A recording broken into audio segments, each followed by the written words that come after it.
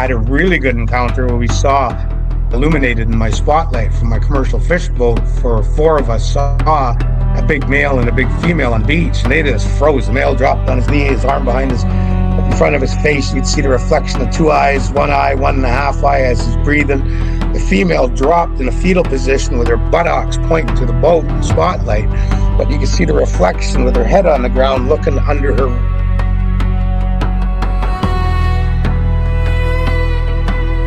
We don't chase the legend calls our name.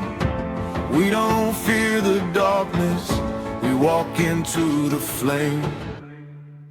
Olympic Sasquatch, beyond the tree, where the wild truth echoes on the mountain breeze.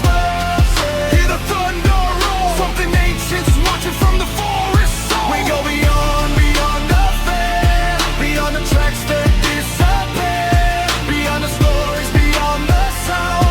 Olympic Sasquatches and beyond.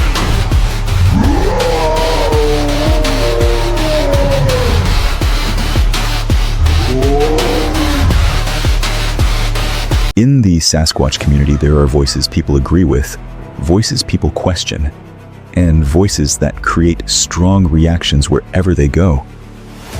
Thomas Sewid is one of those voices. Born in Alert Bay, British Columbia, Thomas a member of the First Nations and Cree heritage. He is an artist, storyteller, former commercial fisherman, wilderness guide, and the man behind Sasquatch Island.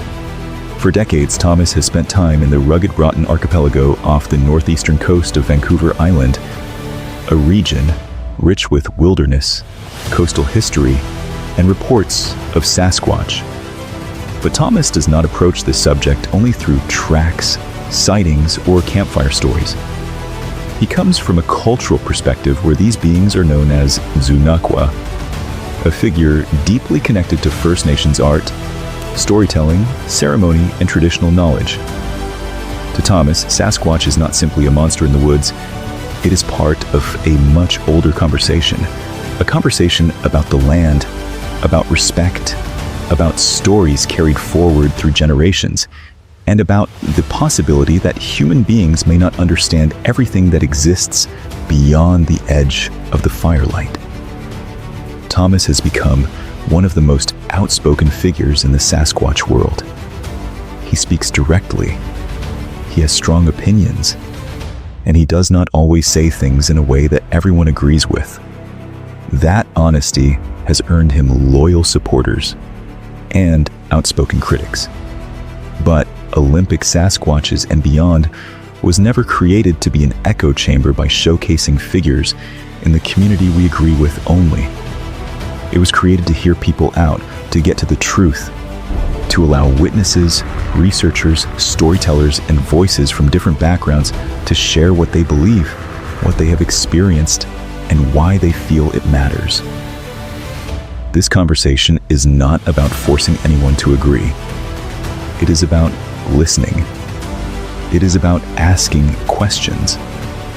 And it is about making room for a perspective shaped by a lifetime connected to the Pacific Northwest, Indigenous culture, wilderness experience, and the enduring mystery of Sasquatch. Tonight, we sit down with Thomas Sewid. This is Olympic Sasquatches and Beyond. A year or two later is when we anchored out there and had a really good encounter where we saw and illuminated in my spotlight from my commercial fish boat, for four of us saw a big male and a big female on the beach, and they just froze. The male dropped on his knee, his arm behind his, in front of his face. You'd see the reflection of two eyes, one eye, 1.5 eye as he's breathing. The female dropped in a fetal position with her buttocks pointing to the boat in the spotlight, but you could see the reflection with her head on the ground looking under her right armpit. And they would not move for some 20 to 25 minutes plus until I turned the spotlight off. And then they got up and we heard them move to the bush, push a dead hemlock tree 5 inches in diameter down. And then we heard them some more. Hour and a half goes by. My girlfriend and one of my other crewmen are sleeping.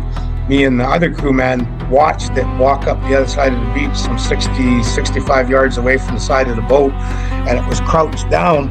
And Dean goes, "What the F is that?" And that thing stood up. And you could see the hair hanging off his arms, and it reminded me right back to me and Dad on the highway again, and Patty. And, you know, we had a great encounter. I did my commercial fishery for chum salmon, put the net away, paid the crew off, and I went down to south central Vancouver Island where my parents lived, went to my dad's house, and I'm like, "Hey, Dad, we saw a Sasquatch, two of them." Told him what happened. He's smiling away, and he got up and he went to somewhere and grabbed a piece of paper. He goes, "That's funny you should say that. This white-haired guy with a beard knocked on the door last week." And I answered it, and he's out there, and he's all kind of jumpy and excited. Hi, my name's Dr. John Bindernagel. I hear you're Mr. Sewid, and you saw a Sasquatch." My dad's like, "Whoa, I didn't see a Sasquatch. I found some tracks." And I guess he'd spoken at his school in Campbell River, north of there, an hour. And where most of my family lives, and my young cousin at the time, probably grade 3 or 4, Dr. John Bindernagel, came in with his plaster cast and his pictures and did a talk for the school. And I guess my cousin, during question and answer period, stood up and said, "My Uncle Alvin saw a Sasquatch." So anyway, he wrote some information down, found my father by the phone book and address, and went and banged on his door. So my dad said, "Give him a call." So I'm like, "Yeah, he lives in Courtney, half an hour away, and another half hour is Camp River, where I got to go anyway tomorrow." So I phoned him up that evening and spoke to Dr. John Bindernagel and told him I had this encounter. "I'm coming through Courtney tomorrow. Would you like me to stop by and meet?" Oh, and he was just excited. "Oh, yeah, I'll see you tomorrow morning." And I drove up there and I met Dr. John Bindernagel, gave him my report. It would make it into his second book, or his first book, Sasquatch, North America's Great Ape. And but little did I know that it would start a friendship that would last until he passed. And I had amazing, and then you asked the question of when did I actually start looking for Sasquatch? Well, that was when, because John was like, whoa, you should go on your boat and go look for Sasquatch. I'm like, yeah, sure. We're not fishing them for this 3-week period. Drive up to northern Vancouver Island, Port Manil. I'll pick you up. We'll go out.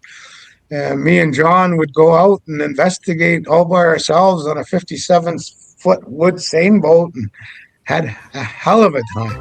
You know, back in the day, you used to have a trail camera that was metal 4-foot 1x1s joined with cable that you rolled up and weighed about 50 pounds. And that was my job. Put it on my shoulder and walk it through the trails of the islands and lay it out on an animal trail, and he'd hook it up with a big D-cell battery and with a camera with 4 flash bulbs. And that's all the pictures it would take if something stepped on one of those aluminum rungs, was one poof. But he captured animals, never captured a Sasquatch with it. I packed it many times and tripped a lot of times too, cursed and swearing, but that was the prelude to the trail cameras we now enjoy. Yeah. Nice. Yeah. So, you know, I found it interesting a minute ago. You said something in, you remember on my property when I filmed the eye shine, and then you and Peg come out and we did the recreation and all that. That thing never would leave either until I broke away. It's when I decided I had that spoonful of bacon. I just thought that was interesting that you said that it wouldn't leave until you made that decision. Did those eyes look anything similar to that in the video? The eyes I saw were deeper red. Like when we hit the spotlight, because you got to remember, the male's pissed off. As soon as you walked out of the bush and smelled and saw my commercial fish boat anchored out, he's PO'd. He's mad. He's angry. And his anger is getting bigger and bigger as he's walking past my trailer and we see him and we're talking, because he's come down here with his mate. They're on a mission. They've come from where they were sleeping during the day. They're going to where they're going to eat. Mm-hmm. The tide was a half tide rising. So he wasn't coming for shellfish. So he was coming for something else. I didn't put that together till way afterwards. But anyway, we disturbed all that. So he's mad. And all of a sudden, I light him up with a spotlight that's probably 16 inches in diameter, Yeah. and all he's got to drop to his knee and put his right arm up in front of his face because it's blinding. Well, his eyes reflecting were scarlet poppy red.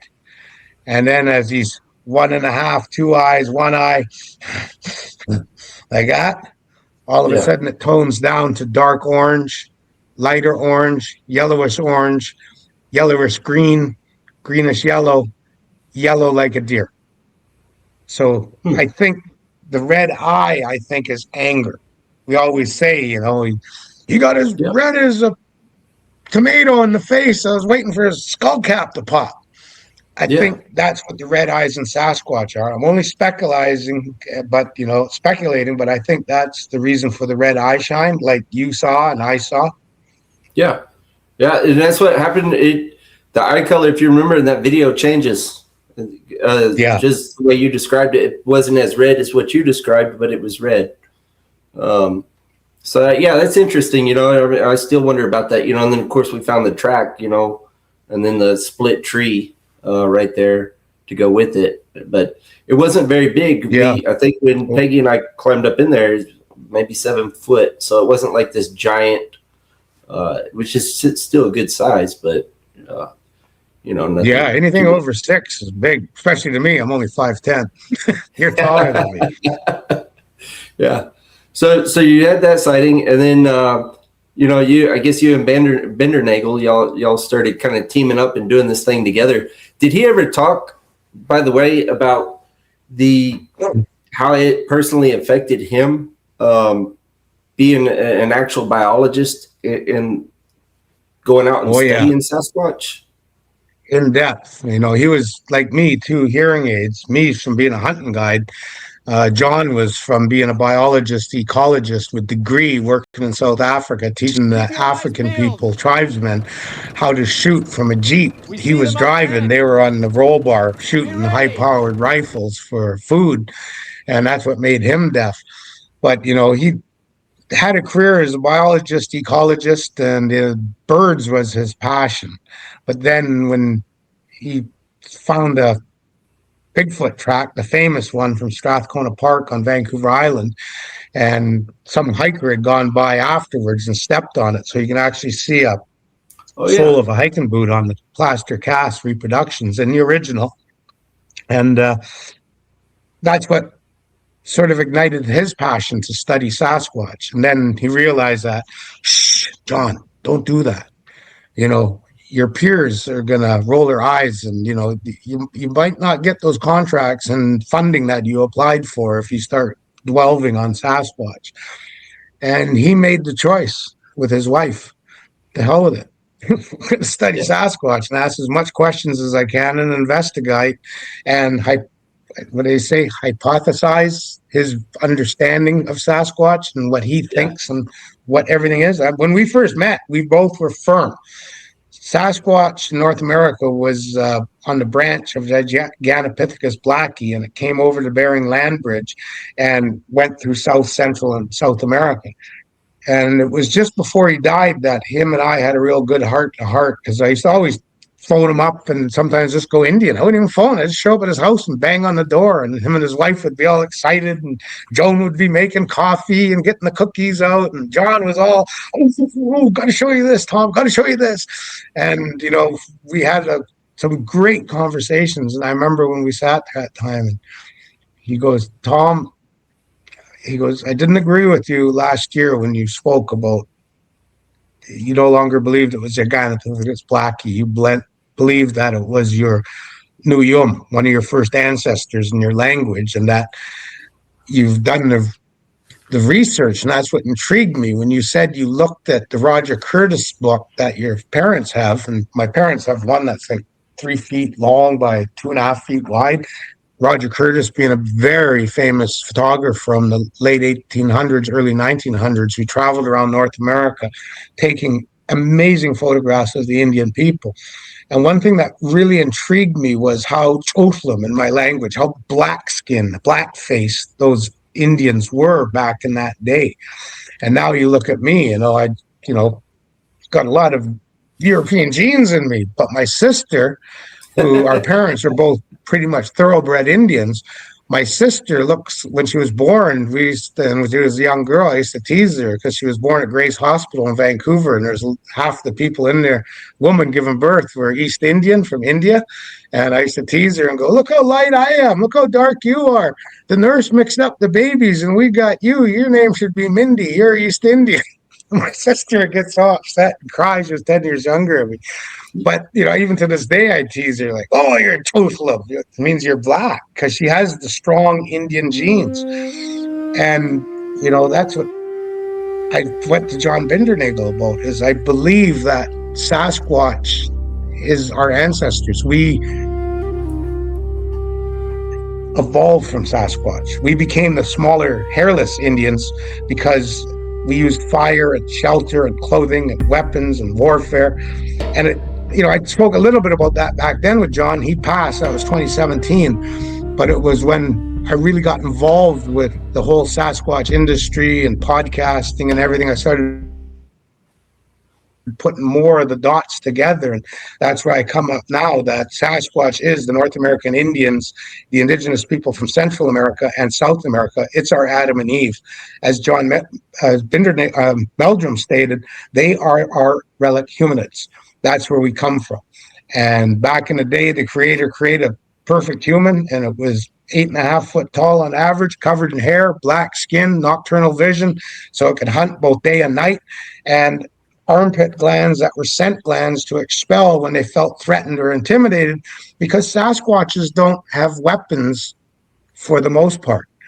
So if all of a sudden a grizzly bear or a saber-toothed tiger or a giant sloth or short-faced bear or cave bear came after them back, and woolly mammoth even came after them thousands of years ago, without weapon or tool, they would just excrete, scream, and look hostile. But can you imagine being one of those predator animals or a mammoth, and all of a sudden you're hit with that awful Sasquatch scent when they expel? That smell stops everything in its tracks. Mm-hmm. And that's why I believe that thousands of years ago, a Sasquatch took a rock or a stick and made spark and fire. And all of a sudden his wife came over and goes, "Oh, I can cook our fish. I can cook our meat. Oh, that's warm." And all of a sudden the clan lead Sasquatch came by, because Sasquatch is just like Indians of old, what I was brought up with. Put that fire out. We have laws, very strict laws. You know that. We will not and do not use fire. Put it out. But then all of a sudden the female Sasquatch starts getting naggy and bitchy. "What's wrong with you? Can't you stand up to our chief? We should just leave this clan and go have our own place with fire and a shelter, and hell with their laws." "Yes, dear, whatever you say, honey. That's on my honey-do list. Excuse me, chief, but we're not going to be here no more." "Fine, leave. I don't give a shit." And they left and started their own little family and used fire and then semi-permanent shelter, made tools, skinned hides, tanned hides, made clothing, and evolution took care of them, and they lost their body hair.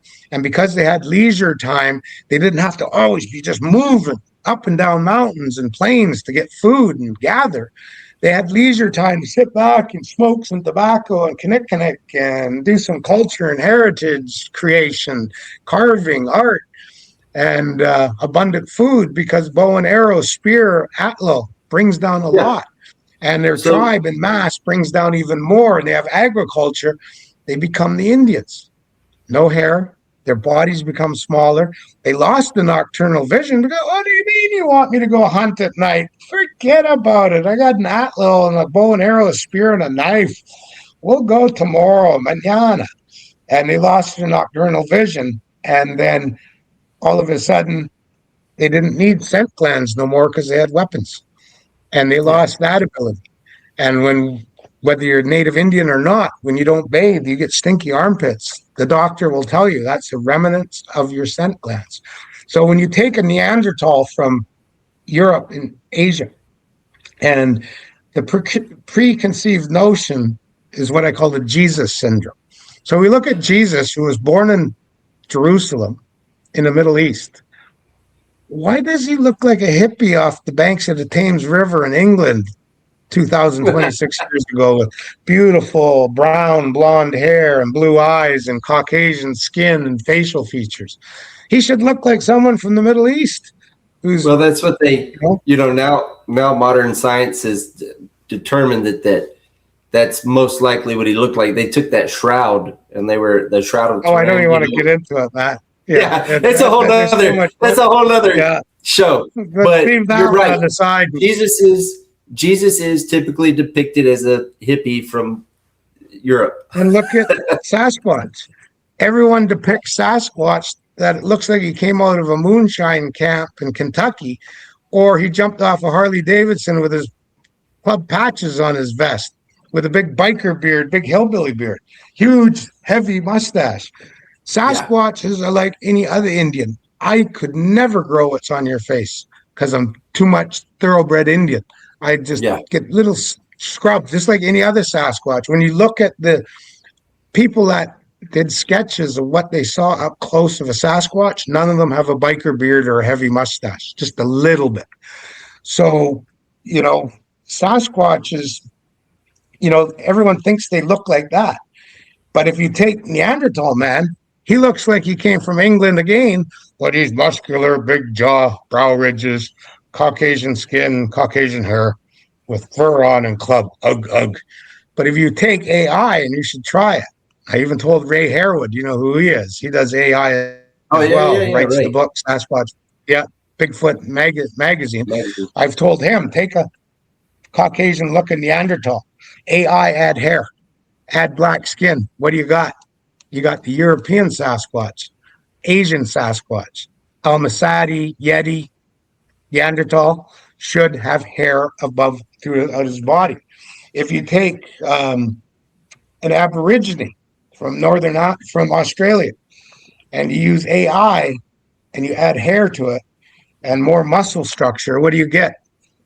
And splay the toes because it's a relic hominid. You get a Yowie, the relic hominid for the Aborigines of Australia.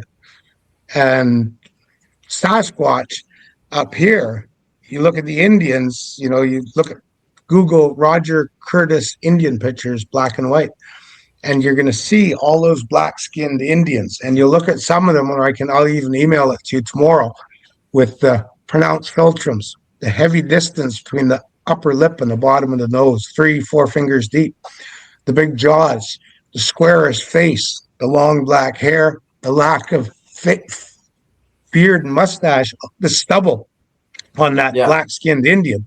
And you add hair to his body, what do you got? His relic hominid, a Sasquatch. Just got to make it bigger and wider shoulders. So you believe that Sasquatches are, I guess you could say, like there is such thing as a missing link. They're the missing link. Is that what you're? I don't believe in that. So like I said with Europe, so if you take, we all know that Europe had and possibly still has Neanderthals running around out there because there's some reports, not very many, but the odd ones. But if you take that into account, and then all of a sudden your relic hominid was a hair-covered Neanderthal with dark skin, then you guys evolved just like us Indians to be the European and Asian, Eastern or Western Asians. You do know that China has the Yeren. Yeah. Well, maybe the Yeren is the relic hominid origin foundation, Adam and Eve, for the Chinese and even Japanese and Vietnamese area, but even Japan has, I can't remember what it's called, it begins with a B. They have a Sasquatch, dark skin, same things, but maybe that's the foundation relic hominid origin, Adam and Eve, for the Japanese people. So what I'm getting at is even Indonesia has a orang pendek. So we got to look at it like I do. And like this whole episode is about his legacy. Maybe one day someone will say, you know what? We got to pull up Matt Parrish's video in 2026. He had Tom Sewid from Sasquatch Island who passed on years ago, but he brought it out because that whole podcast was on legacy. We have now found through DNA, because the government finally released their files, that North America had to identify in the United States Sasquatch as the third indigenous tribe next to the North American Indians and the Inuit from northern Alaska. Canada had to identify their Sasquatch as the fourth indigenous tribe because they have the First Nations, the Indians, the Inuit, and in about 2010, 11, they recognized the Métis, which Americans call Cherokee, the mixed bloods, as an indigenous tribe in Canada. So now Canada has 4 indigenous tribes. We indigenous tribes in North America, as well as the Aborigines in Australia, cost the governments billions upon billions of dollars a year for free eye care for me, dental, medical, post-secondary education, training programs for a lot of Indians, housing, and so, you name it. So Yeah. the government doesn't want Sasquatch to be identified because it will be another indigenous recognized human, indigenous person of North America. And if that happens, the environmentalists and the Indians are going to get together and they're going to hoodwink everyone like they did with the marbled murrelet. You lived in Lake Quinault. You passed all of these defunct, rusty, getting taken over by blackberries and alder that once were shake mills and lumber mills that are gone and have been gone for over 34 years because the environmentalists BS'd everyone to believe that the marbled murrelet and the spotted owl were endangered, and we have to shut down and protect all the ancient rainforest, which is where they nest. 34 years later, it came out that that was bunk and BS, and now Donald Trump, he meant it when he said, log, baby, log. When I got here 2 years ago, little wee pecker poles going back and forth on Highway 101 at the store.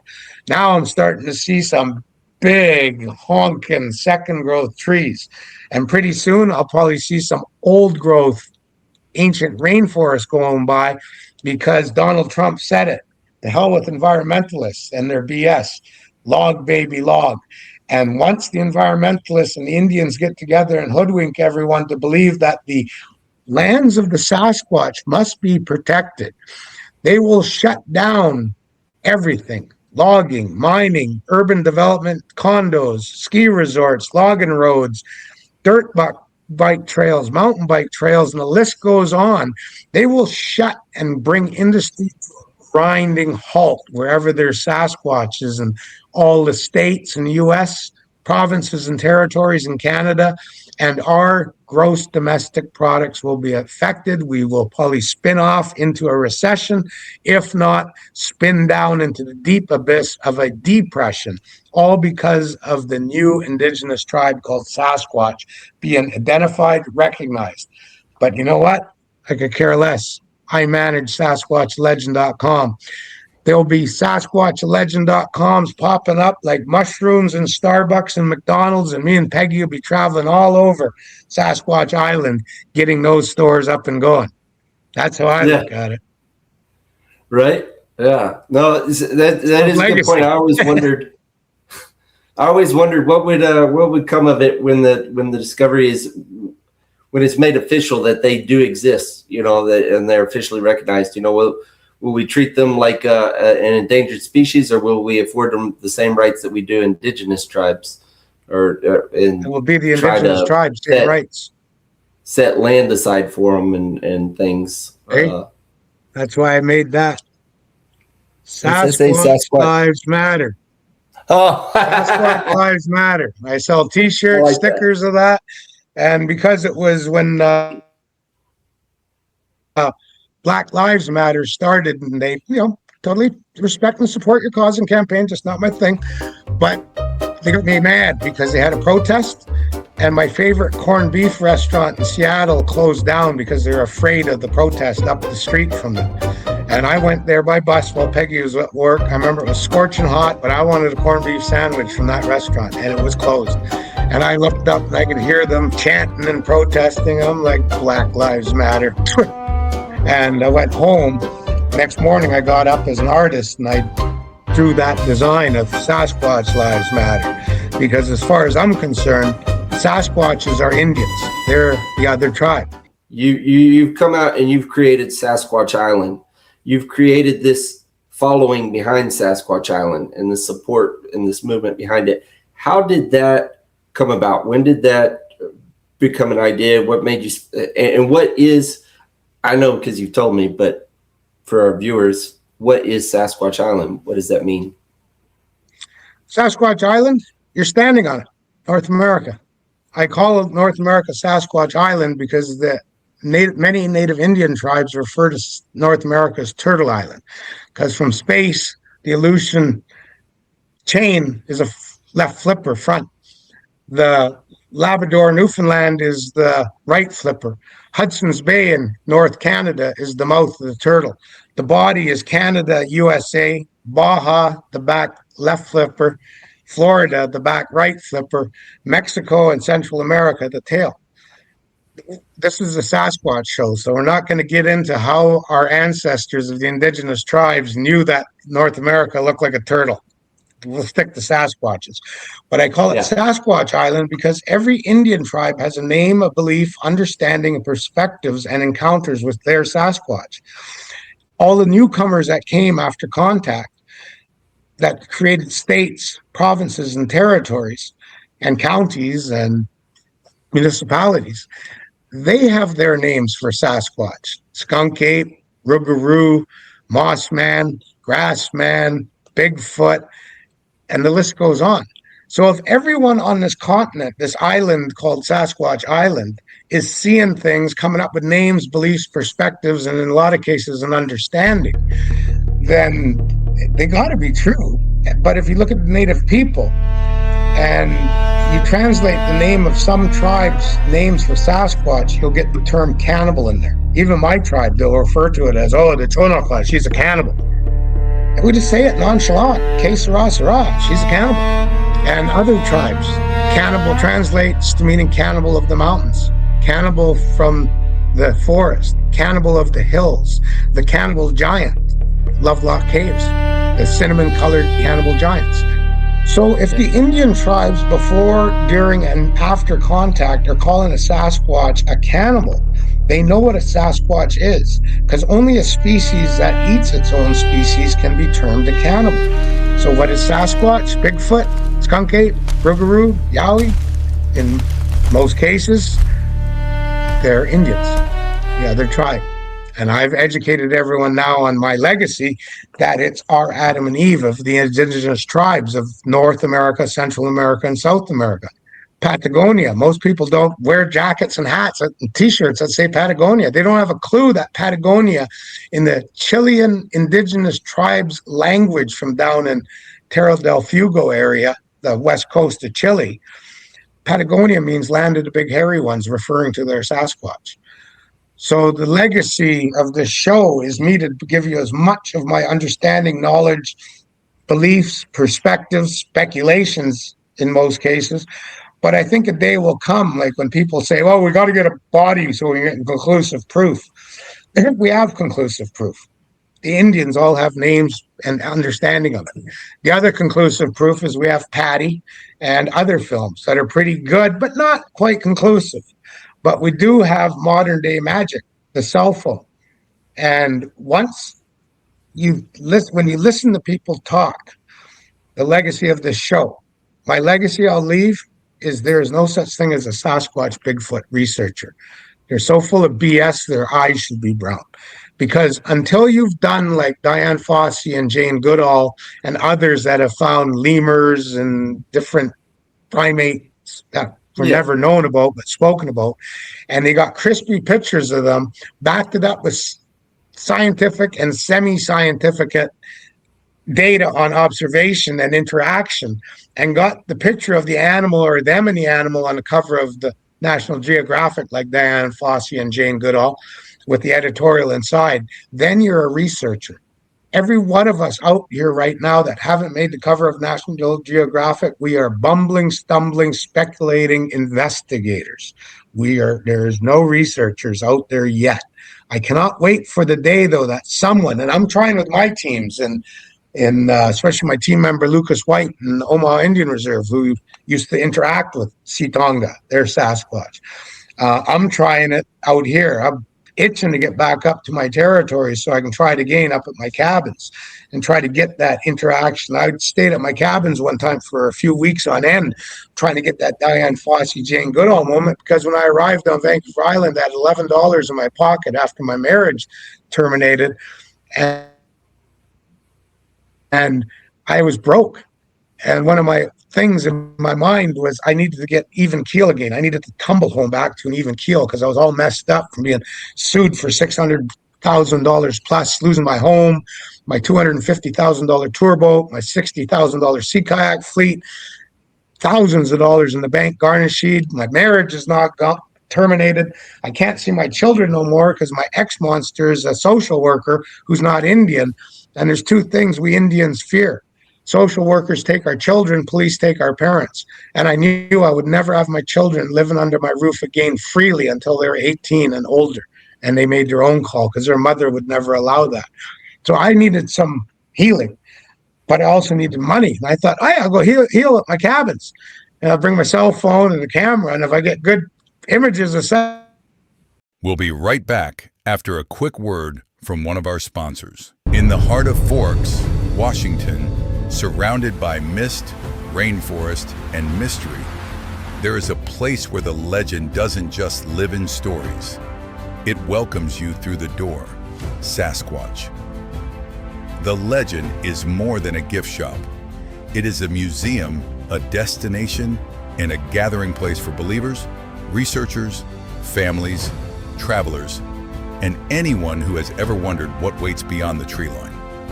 Inside, you'll find Sasquatch apparel, books, artwork, souvenirs, mugs, toys, games, outdoor gear, photo ops, and a one-of-a-kind atmosphere built around the mystery of the Pacific Northwest. Whether you are passing through Forks, exploring the Olympic Peninsula, or chasing the legend itself, this is one stop you do not want to miss. Olympic Sasquatches and Beyond is proud to recognize Sasquatch, the legend in Forks, Washington, as an official sponsor of our show. Support the store that supports the search. Sasquatch, the legend. You came to Forks looking for the legend. Now step inside it. And now, back to the conversation. Sasquatch. Yeah, you can have those for your show or whatever, but it's going to cost you some jack there, buddy.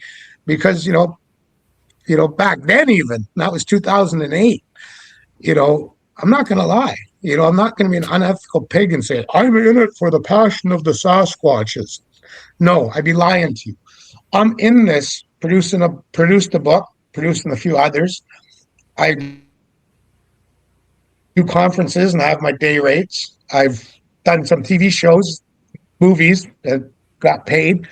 I work at the store, largest Sasquatch store and museum in North America. I get a paycheck every 2 weeks, and I get royalties on all my art. Yeah, I'm in the Sasquatch industry for a reason, for money. I'm not going to lie about it. But I do have to ensure that I'm doing it with ethics and integrity and listen to Peggy, who's keeps me within the guardrails. And, and that's why sometimes people go, oh, he's so brash. He barks at people on the internet, or even in some cases, I'll track a person down and phone them and go, look, you stunned, stupid, or all of the above. What the heck you doing this and saying this for? And, they kind of, he's mean. Well, I told you why I'm mean. I'm a Muhammad, so I'm a cannibal. I lived in the bush for most of my adult lifetime. I hunted grizzly bears for 20 plus years. That was my job. My career was being a commercial fisherman, where we didn't sit there and go, excuse me, but Tom, you screwed up. You have to have a sit down with the captain and the deck boss, and we're going to have to discuss this. No, it was upside the head, right in the nose, kicking the ass. You dumb beep, beep, beep, beep. Don't you ever do that again, you dumbass. That's what I was brought up with. The same way Sasquatches are brought up with. They don't have any of that coddling and, oh, we'll help you with what gender you are. No, you're born a male, you're going to be a male. You were born a female, you got your female duties to do. And don't you be talking any jack shit about gender equality. There's only two. And that's the way most Indian tribes were. And unfortunately, we've lost our path as hairless bipedal. And look at our societies now, because we don't have any of that upside the head. Oh, you'll be charged for assault. You know, That's it. BS. Gotta be like a Sasquatch. Sasquatches are aggressive when they get aggressive for a reason. They don't That's want it. anything to do with us. They know when their ancestor, took two rocks and clicked them together and got spark and made fire, or went like that with a stick and got ash and spark and got fire. Oh, we were destined. We opened that door of negativity and spiraling to our demise as a species, where when we're said and gone, Sasquatches will come out of the ash and go, yeah, we knew they were going to do that to themselves one day. Well, let's continue on without fire, tool, weapon, permanent shelter, but just live with harmony and balance with what Ekagekame, the creator, has blessed us with, planet Earth. Neanderthal, Yowie, Elmus, Yeti, Sasquatch, and all the other names for the hair-covered bipedal creatures, be them small ones or big ones. I'm probably going to catch some flack for this, but you know what I believe the downfall of society is, where it started spiraling downward? Flavored coffee and flavored vapes.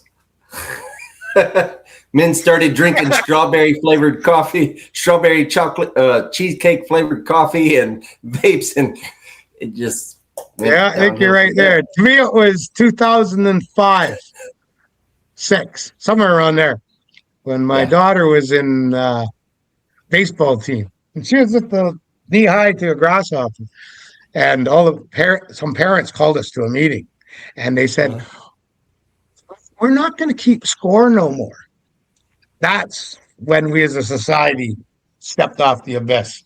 But we made a stand because we lived in Camp River, the edge of the frontier. We real humans made a stand to those idiots, and we kept score that whole next 2 seasons.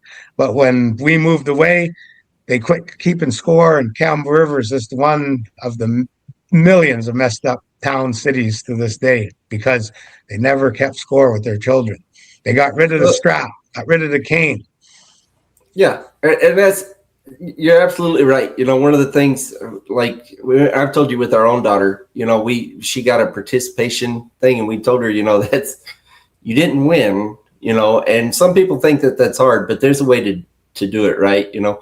And we told her, you didn't win, you got a trophy because you participated. You know, I think that it's important that we get rid of that stuff, because what happens is we're teaching these kids it's okay to go through life thinking that, you know, I did great on everything. Then they grow up, they get a job, and their boss says, Johnny, you're a screw up. They can't cope. But getting back real quick, you told us what Sasquatch Island is. What made you want to start a movement? What made you want to start an organization? Well, thank you very much. I never ever looked at it that way, but thank you. It's not very humbling you saying that. Legacy, what you wanted in the podcast. I just want people to use their frontal lobes and prove that they're a little bit more advanced than a chimpanzee and a rock lying on the side of the road, and open your eyes and understand that in Canada, if I was born 5 years earlier, I wouldn't have been a Canadian citizen. I was born in 65. If I was born 61 prior, I would have been awarded the government. And I couldn't even get a Canadian passport because I wasn't considered a citizen, a person. I was forced into exile. Many Indians still are forced into exile within their traditional territories, and in some cases, their non-traditional territories within the 4 corner pegs of an Indian reserve. And it wasn't until 1961 that we Canadian Indians were First Nations and Inuit were recognized as human beings. In 1974, the Aborigines of Australia were finally recognized as human beings instead of being listed as Australian flora and fauna. In the 1860s, your country, the United States of America, where I live happily and love it, but your people had to go to a civil war over the black people. And they had to fight for their rights and still are. Black Lives Matter. And, and a lot of people, like me, when I was in St. Louis, Missouri, 2.5 years ago, doing commercial fishing for invasive Asian carp, me and my native captain and our one crewman, we were coming back from the pub and we made a wrong turn off the freeway. We were warned about that certain part of St. Louis, but we went into this area of brick buildings, 3-story homes that were duplexes, a black neighborhood. And we stepped back in time. I went back to the Stone Age. It was scary. I went back to Berlin and other cities after the Second World War's bombing. And we were looked at and everything and this, that, and the other thing. And we actually got to a point where we're asked directions and this guy was ready to cap our ass. And I'm like, yo, me and him are native Indians. We're the original slave of North America to the people that came from Europe. I said, can you help us? We're just two real stupid Indians because we're lost. And he started laughing. His crew lightened up. And right there, they're out, where are y'all from? We were communicating. Well, half of them are hanging ugly eye on the white guy sitting in the back seat. No offense using the W word to the listeners. But we interacted. And we got directions to get back on the freeway. But, the African American is still trying to get recognition. And there's other places in the world, like, it just bounces off our ears and forehead and goes off. Saddam Hussein gassing all those indigenous people in Iraq before the Desert Storm. Putin apparently gassing people in Kurdistan or some stan 15, 20 years ago. The killing fields of Cambodia, Laos. We as a species are so screwed up that we look at death and it bounces off our ears, our eyes, and our foreheads, and we could care less. Where Sasquatch, people wonder why when they see us, usually what we see of a Sasquatch is that sideways glance as they turn and walk away, and we see their back and their buttocks and their swaying arm and their patty feet coming up. They don't come to our campfires and roast s'mores with us because they hate us, despise us, loathe us. Most of all, they fear us. They know we've brought them smallpox, influenza, tuberculosis. They know that we carry guns and that we shoot at anything that threatens us. They know that we kill for some cases, the enjoyment of just killing. And you just need to go to hunting Facebook groups and see a barn covered in hundreds of coyotes, not even skinned yet. They probably never did skin them. They probably grabbed the tractor, dug a hole, threw the carcasses, and buried them. Pictures of people with all the salmon, halibut, and black bass and red cod, all covered a dock, longer than the boat they went on charter with. And me, a commercial fisherman for 40 plus years, I killed millions of fish. I used to open scuppers and push pink salmon out the scuppers, king salmon, because we only eat sockeye. And we're food fishing for sockeye, silver, reds. But every other salmon, we just kicked out the scuppers because we couldn't legally sell it. I have killed probably over a couple million fish just for the fact of greed, for a paycheck, for a couple cases of jarred salmon. And I don't have the time to deal with those mushy pink salmon or the fishy tasting king chinook salmon. And I don't really like eating king or chinook. To me, it's garbage fish. Give me a sockeye or a coho any day, a silver. So Sasquatches, they're the watcher. There's a picture over there of a Sasquatch looking through the branches. And the pupils reflect a native longhouse. There's a picture above my door called the Watch Tree Peeker, peeking through trees, looking. In the pupils is a reflection of a woman with a walking stick, a ponytail, and a backpack, Peggy. And a lot of tribes refer to the Sasquatch as a watcher. A lot of reports talk about the Sasquatch peeking in our windows. I can remember eating cereal, grade 2, grade 3 in Vancouver, British Columbia, fresh out of the city, but now got a TV that dial actually works. We get many channels.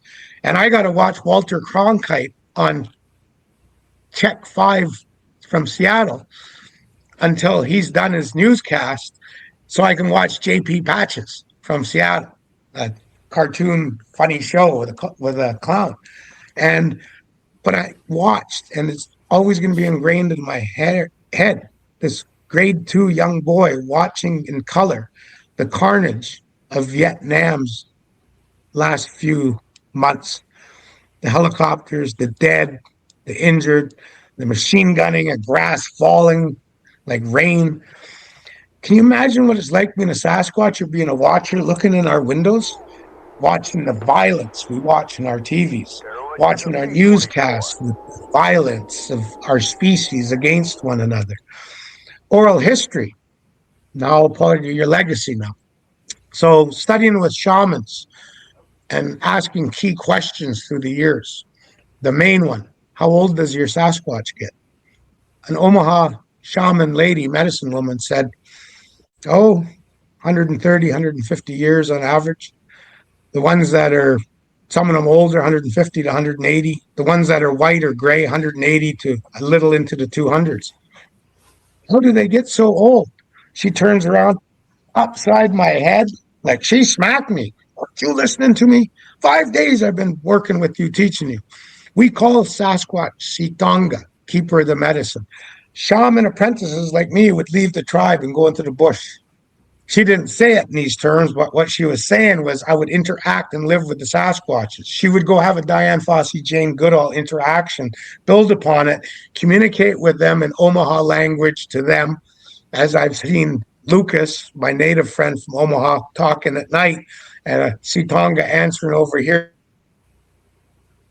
to the right, and then all of a sudden another one answering over here to the left. Lucas turning and whatever. I couldn't understand it, but that's what the shamans do, and that's where they learn the medicinal plants and remedies and poultices and everything else to come back into the tribe to be the medicine person. A lot of people might say, well, don't they pass it on in knowledge? Well, yeah, of course. But what happens if your shaman is taken out by disease, injury, saber-toothed tiger, grizzly bear? You lose all your knowledge. Someone's got to learn it, and learn it from somewhere. They learn it from the Sasquatch. So if a Sasquatch can live up to 180 to 200 years, a little bit more, and they're gray and white, that's telling us that their oral history goes back to just after the Civil War. That's huge. That's like saying my great, great, great, great grandmother remembers when it was like this. My tribe, my family, I can say that because my oral history is continually Noosa to tell the story, to carry it on orally. But the Sasquatches, their oral history going back 150 years, that's a scary thought. That means they're sitting there in their clans right now, the white gray ones, telling their family members. I remember when the Olympic Peninsula was giant trees everywhere, where the streams and rivers and creeks were covered in smelt, and the first run in March and April. And then in May would come the smaller smelt, and as well as the steelhead through the winter constantly, and the salmon. For 12 months of the year, you could walk on the backs of fish in the rivers of the Olympic Peninsula. But logging came and removed the sponge, and mountainsides slid with boulder, rock, and mud. The eggs that were in the gravel and the sands got suffocated and buried in boulders, mud, gravel. And the fish that were back to back, side to side, for thousands of years disappeared. And now we talk about a good run of salmon in the small little spring spawning channel on Squatch Watcher Ranch of 36 pairs as a great run. What did that little spring-fed stream, not a quarter mile long, look like 130 years ago? It was probably 30,000 coho in there, silvers. So that's what I'm getting at. We have a lot to learn from Sasquatch. We got to go to YouTube and type in Indian paddling birch bark canoe into a city pollution. And you'll come up with a 1970s commercial that Peggy and I grew up with of this stoic Indian with salt and pepper, long hair, buckskin, birch bark canoe, paddling down a river. And he enters the edge of the city and he sees the bloated dead fish with effluent coming out of steel pipes into the stream. He sees the garbage dump and the big bulldozers pushing mountains of garbage. He sees the smokestacks spewing garbage and poison into the atmosphere. And pollution he sees. And at the end of it, he's standing on a busy freeway. And this looks like about a 1969 Ford Falcon White goes roaring by, and the guy throws a bag of fast food wrappers and cups, and it lands at the stoic Indian's face, and a tear runs down his eye. That commercial in the 70s would kickstart Greenpeace and then the green movement, environmentalism. And we woke up as a hairless bipedal species. And we did pretty good with that. And we came up with laws and regulations that we don't see in the Olympic Peninsula, where they start at the saltwater and go up the mountain, across the river, up the mountain, over the other side, across that Salmon River and Steelhead River, and up the next one, until they clear cut the entire Olympic Peninsula, some 92%. Now we see small little cut blocks, so that when the mud comes down the hillside, it doesn't cause massive landslides to clog and kill the salmon streams. So we have to look at Sasquatch, who's in harmony and balance and lives one-on-one, mano-a-mano with the environment and what Eka Gekame, the creator, gave us, God. And we got to remember that we're in a spaceship going through the solar system. And we don't have an emergency ship to get us off if anything goes wrong on spaceship Earth. So we have to look at our Sasquatches, be it Sasquatch in the Pacific Northwest, skunk ape, yowie in Australia, Neanderthal, Elmus, Yeti, Almasati, Yeren, the list goes on. We as a species have to look at our relic Adam and Eve humanoids that have hair on their bodies to this day, that avoid us at all costs. We got to get our people out there to get the Diane Fossey, Jane Goodall interaction, but we as a species must be wise. Like I got word out during the start of COVID. I reached out to many on the modern day smoke signal, Facebook Messenger. Fellow Indians I work with, some I'm sworn to secrecy with, and I told them we got to go out where we have interactions going with Sasquatch. Bring 4 big sticks that you can just break over your head. Break one, start coughing and hacking before dark, like you're sick again, like we have tuberculosis again. And then snap another stick, do it again. And then a little bit later, cough and hack and break a third one, then a fourth one into dark. The magic number 4, the breaking of stick, the coughing, the hacking, is the message to your Sasquatches. We may be sick again. We don't want you to get sick. And one tribe, their Sasquatches were gone up until last year. They heeded the warning. And numerous other tribes got a hold of me and said that their Sasquatches had heeded the warning and headed into the hills and mountains, avoiding the hairless ones. So if we look at that lesson, the legacy I'm passing on to you, don't be stupid. PPE, personal protective equipment. Make sure you have masks. Make sure you have rubber gloves. When you do have that close encounter of the hairy kind, PPE up. I have them in my bags. You know, I don't wear them every time I go out there. I actually haven't worn them at all. But I do have them. All of a sudden, I do like I've done before, be 5 or 6 feet away from a Sasquatch like I did twice, be within 25 feet of them 6 times and been around them over 30 times. If I am within 20, 30 feet of them again, I'm going to put my mask on.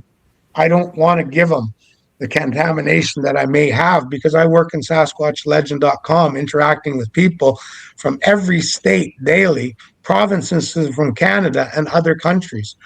And a lot of them have only been off an airplane from SeaTac in the last within 24 hours.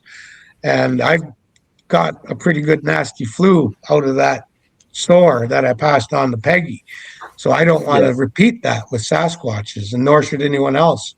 And the legacy I leave you all and is I wrote Chance Encounters with Sasquatch and Investigating of Sasquatch Recommendations for Regulations and Laws. It's about a 60 plus page document with pictures. It's from a lifetime of my knowledges and experience. And I would like to email it to anyone out there. Please take the chance now while it's free, because I will be publishing it here soon once I get a few more tweaks in it. And then it'll probably be $19.99 all day long at the store and mail order. Nice. Yeah, you know, you a minute ago, the reason why I call it a movement, and it really is your legacy, is, you know, I was just looking at some rough numbers that I mean, you've got 18,000 people that follow you. You've got a chapter in Minnesota, huh? Yeah.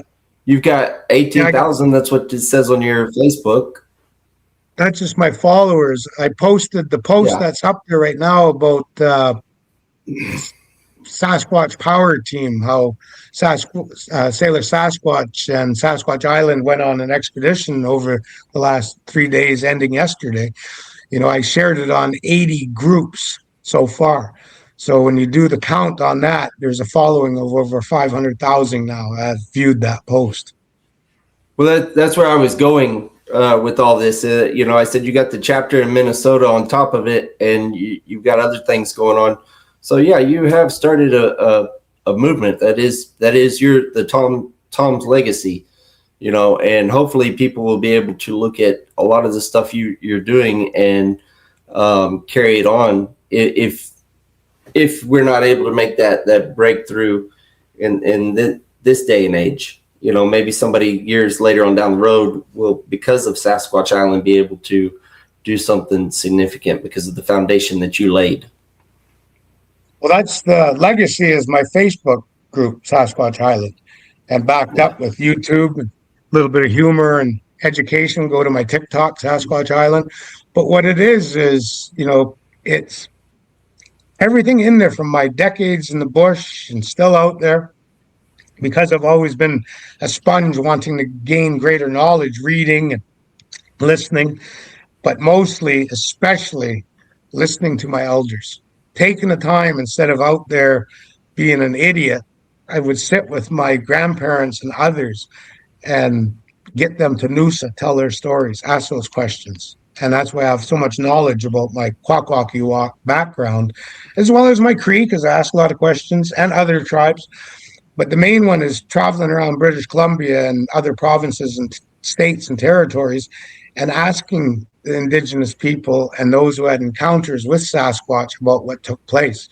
And so that I can share it in my Facebook posts, and have been doing it since 2014. So Sasquatch Island Facebook is the encyclopedia of knowledge for you to read, listen, watch, ponder, think, put your connecting of dots together, because Sasquatch Island's legacy is to ensure that one who does their research with what I've produced and am producing will hopefully better their game, so they too will have that close encounter of the hairy kind with Sasquatch.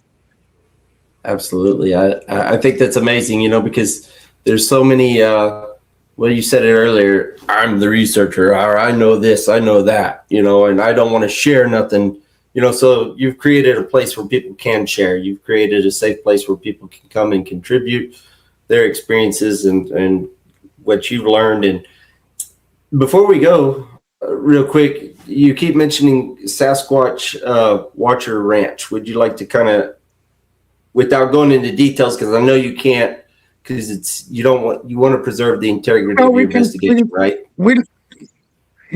Peggy helped us all get basically good guardrails, so we know where we can and can't go.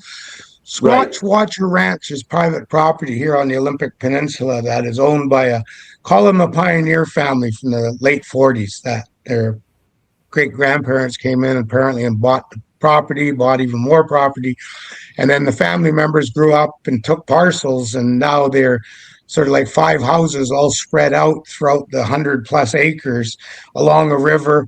they planted back in decades ago apple trees, pears, cherries, and so there's substantial groves of apples in two different places and pears, and a little grove of a few trees of cherries in one other location. And with the elk and the deer and the salmon coming into that and the steelhead in that river there, and there's a few summer homes downstream from them outside the property, and a mile and a half upstream from their property line up, there's no one. And behind them to the west, it's the Olympic Peninsula to the ocean, forest and logging roads, of course, but they're out in the middle of Timbuk nowhere. And it takes quite a few minutes to drive off Highway 101 to get up to their driveway, which is about a half a mile long. But they had some things happening there they didn't understand, they couldn't fathom. So one of the family members, he got introduced to us through one of my buddy for Peggy and I, Steve, who's a fellow investigator at Sasquatch Island, who does the Hoh River rafting, Sasquatch adventures, and eco tours down the Hoh River this time of the year through the fall. Highly recommend doing it, man. You see tracks and tree structures, hear things, get things thrown at you. That hasn't happened to me yet, but it has to him and others.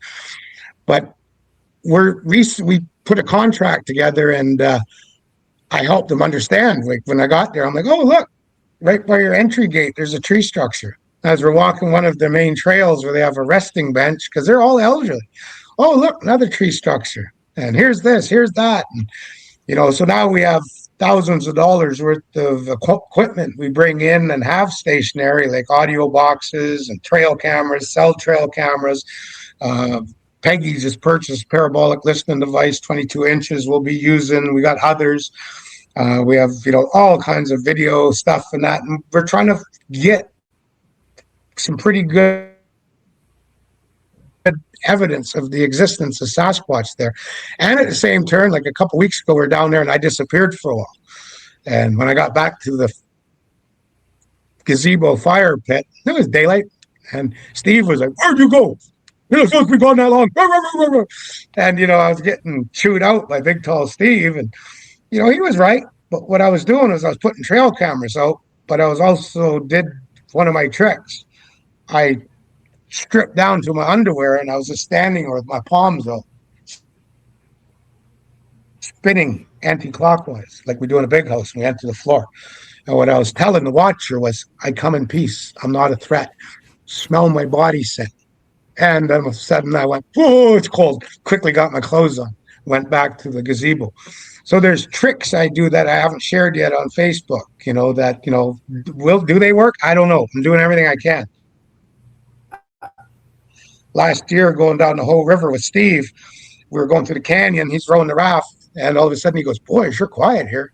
Not a bird or anything. I'm like, yeah. So I stood up, put my palms up to the bank of the canyon, all ancient rainforest and ferns and thimbleberry branches, and my language from northern Vancouver Island on the Olympic Peninsula, the Quileute tribal territories. I go, yo, uiksas chonach. Hello, I don't know who you are Sasquatch. Uidas le chonach. What are you up to, Sasquatch? No reply.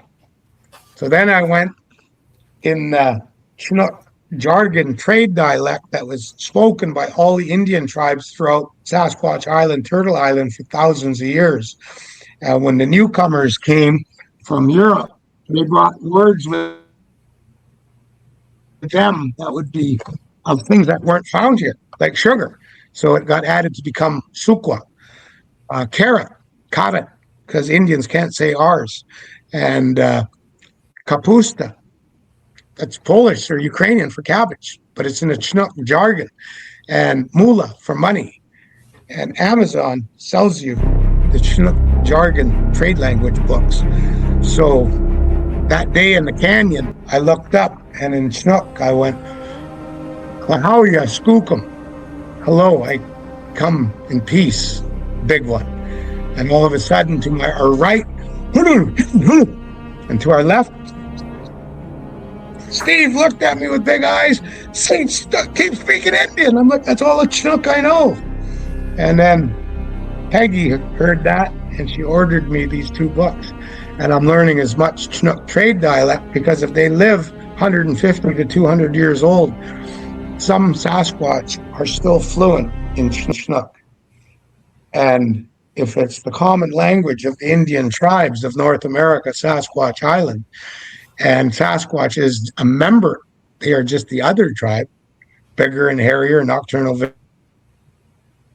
vision, humans of the night, then the communication between them should be in Chinook jargon, the trade language. And some of them should still know it. And I got a answer. So next time I go down there, I didn't study enough. Otherwise, 2 days ago when we did the canyon again, I should have been chattering away like a Sasquatch and Chinook. But manana, I didn't get to read the books. But now at the canyon reminded me, I too got to keep on researching. You know, I told you. So I I can told you better this my before. investigating. So then I may become a researcher. Yeah. What was that? I was gonna say, you know, I told you before. One of the things that kind of bugs me a little bit. You know, you said you talked about Meldrum with the buckwass and stuff. Samurai chatter. I hear people use that word all the time, and I think we need to get away from it, because I don't think that they are. I get it. I understand, because my daughter even interpreted it as Chinese zombie language. That was her interpretation of it. But what I heard and what my wife heard on our property sounded very similar to the way the Quinault speak. And I think that, yes, they have their own language, but I do agree that there is, you know, they are mimicking and using native language more so than this idea that they came from China and they brought that language with them, you know, theory that's out there. And I understand why people use it, but I would like to get away from that term. So there was a Western show of, you know, a guy having a balloon brothel gambling house.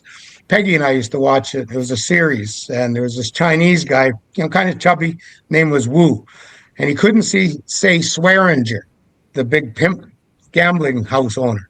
Switching, switching. And Swearinger and mustache, goatee like you, cowboy hat, black clothing. Quit speaking that monkey language, Wu.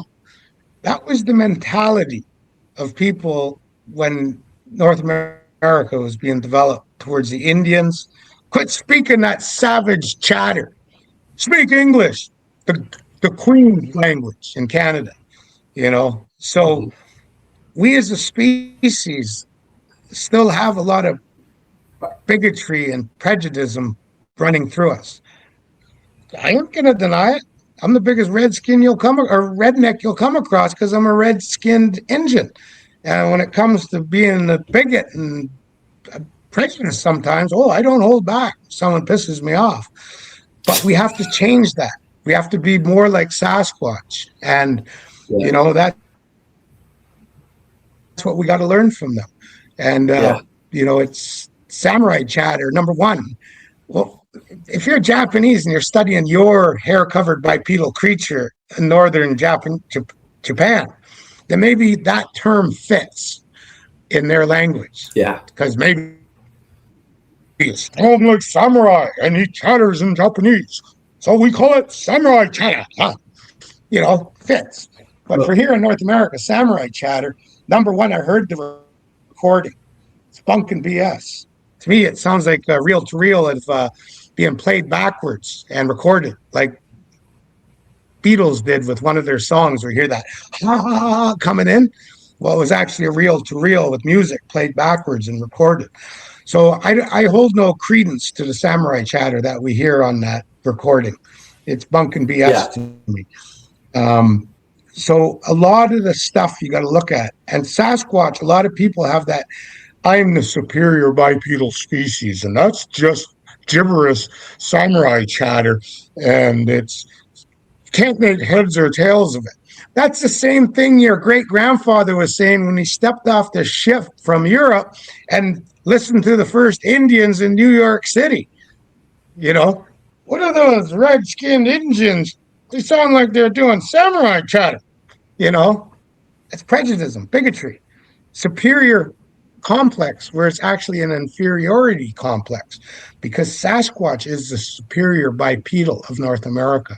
We are the inferior one. Just look Yeah. around. Look what in the mirror and ask yourself and reflect on what you've done negative and how you as an individual has lashed out at your fellow humans, some of them being your own family members. Every one of us can do that. It's unethical, unjust, and petty. Whereas Sasquatches, we can look at the pictograph rock art of the North American Indians in a couple places and a few others.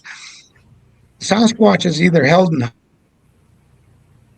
high regard or the pictograph denotes and shows Indians with bows and arrows and spears attacking big hair covered Sasquatches. Sasquatches, we have no reports of them having mass battles, warfare, murder. Think about that. And that's how we end the show of legacy.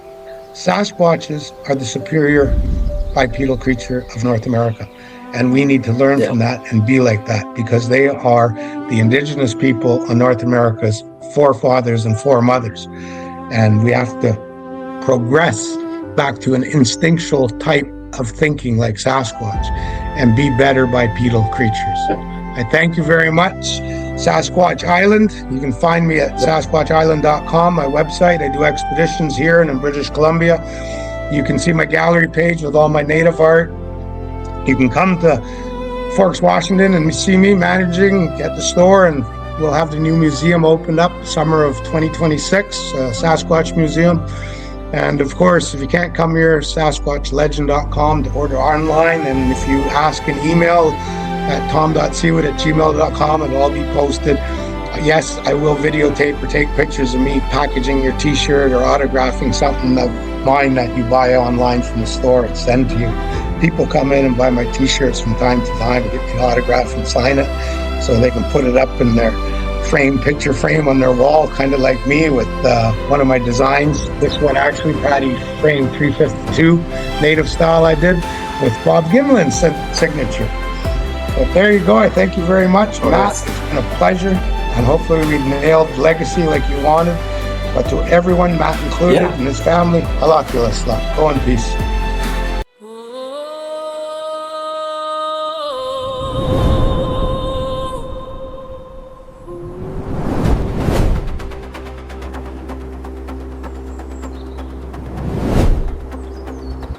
Where the cedar greets the shoreline, where the eagle rides the breeze, ancient voices fill the silence, whispering through the towering trees. Born beneath the carved old totems, raised where stories never die. Every heartbeat of his people lies beneath the northern sky.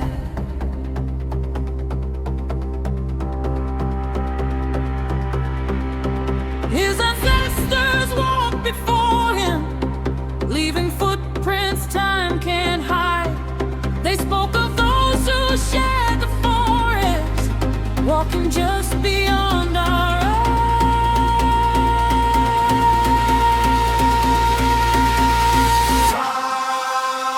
Keeper of the old ways, guardian of stories told. Time, following the footsteps of the voices strong and old. Through the cedar, through the